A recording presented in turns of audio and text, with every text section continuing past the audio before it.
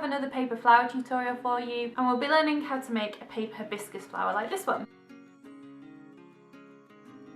Hi, I'm Michelle from How Much Do Paper Blooms. Welcome to a two-part tutorial teaching you how to make a paper flower hibiscus. It's quite a straightforward flower to learn because it only actually has 5 petals, and the way that the petals are formed is very similar to that of a leaf. So once you can master this technique and you can master the leaf technique, you're pretty much good to go. And those techniques you can apply to other flowers as you progress along your journey too. This is also the last flower in my 3-part beginner series for my top 3 beginner crepe paper flowers, which if you haven't seen, I'll link up above right now. So I'm hoping by the time that you've made this one, the chrysanthemum and the paper peony, as well as the leaves that I had in a previous tutorial as well, you'll have enough techniques to get started and to start to form your own bouquets. So this will be a 2-part tutorial, so make sure that you're subscribed so you get a notification when part 2 goes live. And also, if you like this video, please hit the thumbs up button below. It really does help me out, and it just means I can keep bringing this kind of content to you. So please just hit the like button and make sure you subscribe if you're not already. Thank you so much.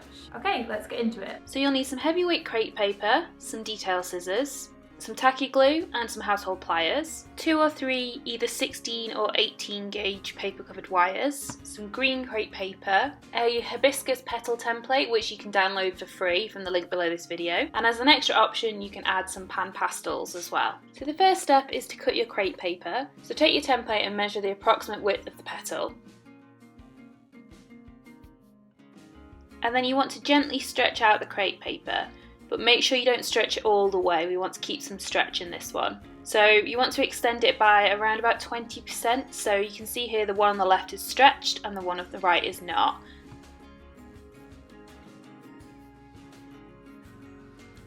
And then when you go to cut your petals, make sure to follow the grain lines on the paper. So on your template there'll be 3 little lines. Make sure they line up with the lines in the paper too. And then you just go ahead and cut out your petals. You'll want 5 of each half, so 10 in total. So when we attach these together, we'll attach them so that the grain lines form a V shape, pointing down towards the bottom of the petal. The next step is to go ahead and cut the wire. So you want to measure that to be about 1 centimetre from the top of your petal, and then that should extend down around about 4 or 5 centimetres from the bottom of the petal. You can make these a little bit longer if you want to, just to give yourself a bit more flexibility. And at this stage you can go ahead and cut 5 wires of the same length. Next we're going to attach the wire onto our petals. So the first thing you want to do is take some tacky glue, and I'd recommend you use a cocktail stick to apply this because you only need a very small amount. And you want to put a thin line all along the straight edge of your petal.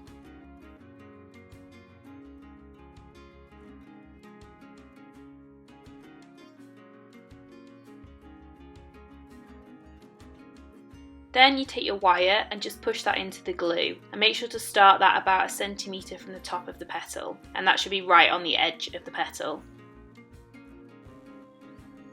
Then you want to do the same process for all 5. If you've watched my crepe paper leaf tutorial, then this process is exactly the same as if you were making leaves. So it's also a great skill to have for other types of flowers and for leaves as well.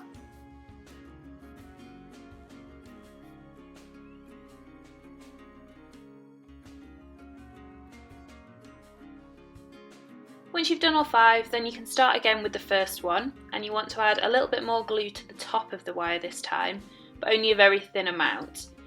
And then you want to roll the edge of the paper around so that it covers the wire. So you can either fold this over or roll it between your fingers. Just make sure that the wire is fully covered. And then at the very top, if you have any bits that stick out, you can just trim those off. Once that's covered, you want to add more glue again, this time on top of the paper. And then flip that over, and you want to join that with the other half of the petal. So you're going to bring those together so that they form a V shape in the grain of the paper, and that V will be pointing towards the bottom of the petal. Just make sure that's fully stuck on both sides and smooth it out. At the top of the petal you'll probably have a bit of paper which needs to be trimmed, so you can just take your template and line that up and trim around it, or you can just cut that freehand to get a nice curve. Just make sure all the parts of the petal are stuck together. If they're not, you can just go back in with a cocktail stick and add some more glue just to finish that off. and then you can repeat that for the rest of the petals as well. Sometimes the very top of the paper might start to warp, as you'll see it is here. That's okay, just continue attaching the two sides together. Make sure you've got plenty of glue on the top piece and then go back in with your template to trim it off once you're finished.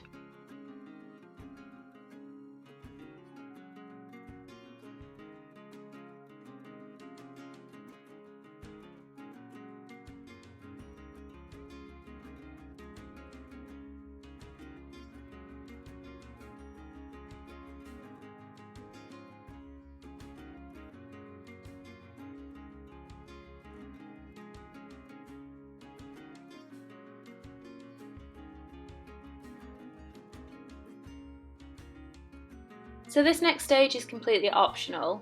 This is a way to add more colour to your petals, just to get a more natural look, but you can just skip it altogether if you would prefer. All I'm using here are Pan Pastel Artist Pastels. Now if you are going to buy any materials for this, I would recommend you use these particular pastels rather than just an ordinary artist pastel, because they're much easier to blend and also to build the colour gradually. As an alternative, you could also try a powder eyeshadow or some blusher. And you can apply that either with a brush or with a sponge. Personally, I prefer to use sponges, and I've just bought a pack of makeup sponges to do that. So to apply the colour, you just want to take some of it onto the sponge and then just gently start to brush that in the direction of the grain of the paper. If you look at a real hibiscus, there's two different types of colouring generally. So some of them have colour down the centre spine and towards the bottom of the petal, and some just have the very tips of the petal that are coloured. So you can do whichever method you prefer. I'm going to focus on adding more colour to the bottom of my petal and to the middle of the stem as well. Now you'll also notice as I'm doing this that it's quite messy, so my fingers will turn pink and so will my desk. So make sure you put down some scrap paper or something first of all, just to make sure you protect your work surface. And I do recommend you wash your hands quite frequently as you're doing this. It does wash off, but it just helps to keep on top of it. So you can see here the difference between one that's finished and one which is not. And it is quite subtle, but I do think it is worth it to add that extra level of detail to your petals. You might find that you have a line which is not covered because of the ridge in the wire. My makeup sponges are quite useful because they have this point on them, so I can really push that into the area that's not being covered just to even that out. But if you don't have that, then you can just cut them down with a pair of scissors to create your own point. And for this particular flower, I'm only adding colour to the top side of the petal. You could do both sides if you want to, but it's really not necessary if it's not going to be seen. So now it's time to shape our petals. So if you chose not to add colour, this is the stage to pick back up at. So you want to start to bend the petal between your fingers, and you want to get a really nice curve on that. If you look at a photo of a real hibiscus, they have quite an abrupt bend on them, so they really start to curl back on themselves. And the beauty of wiring these petals is that you can play with this as much as you like to get the right shape. And then we also want to create a ruffled effect on the edge of the petal. So all I'm doing to get the frill is to take the paper between both hands and pull one hand in one direction and one in the other direction. And you can just do that gently around the edge of the petal for around about the top half to 2/3 of the petal. I also included a guide on the free template which shows the bend that you want on your petals. So that should give you a good idea of the side profile of how your wire should look when it's bent.